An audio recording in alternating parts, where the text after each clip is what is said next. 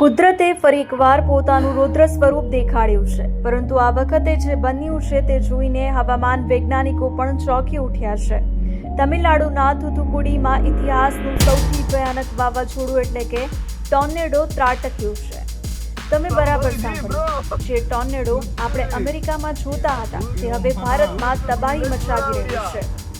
થુથુકુડી airport નજીક અચાનક આકાશ કાળું ડિબાંગ થઈ ગયું અને જોતજોતામાં 220 કિલોમીટર પ્રતિ કલાકની પ્રચંડ ઝડપે પવન ફૂંકાવા લાગ્યો.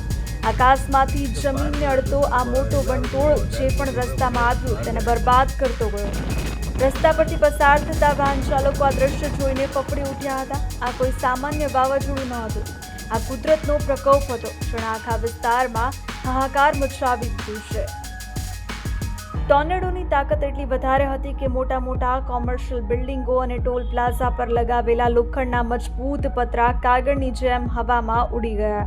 દુકાનો, શેડ અને હોર્ડિંગ્સ જમીનદોસ્ત થઈ ગયા છે. રસ્તા ઉપર કાટમાળ પથરાઈ જવાથી જનજીવન સંપૂર્ણપણે ખોરવાઈ ગયું છે.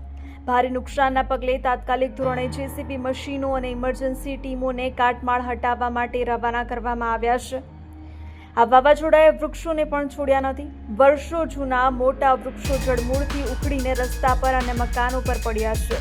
વીજળીના થાંભલા પડી જવાથી અને વાયરો તૂટી જવાથી સમગ્ર વિસ્તારમાં પાવર કટ થઈ ગયો છે. કોઈ પણ ઇમરજન્સીને પહોંચી વળવા માટે ઘટના સ્થળે એમ્બ્યુલન્સ તૈનાત કરી દેવામાં આવી છે. પર્યાવરણમાં થઈ રહેલા આકસ્મિક ફેરફારો ખૂબ જ ચિંતાજનક છે.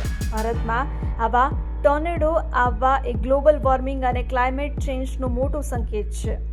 કુદરતની આ ચેતવણીને આપણે હળવાશથી ન લઈ શકીએ. હવામાનની પડેપણની અપડેટ્સ અને આવી જ સુરક્ષા સંબંધિત ખબરો માટે જોતા રહો ગુજરાત સુરક્ષિત.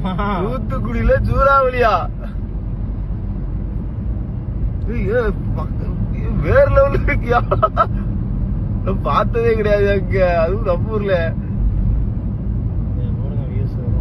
பாருங்க, தூத்துக்குடி எல்லாருக்கும் டேக் போட்டு விடுற மக்களே பாருங்க.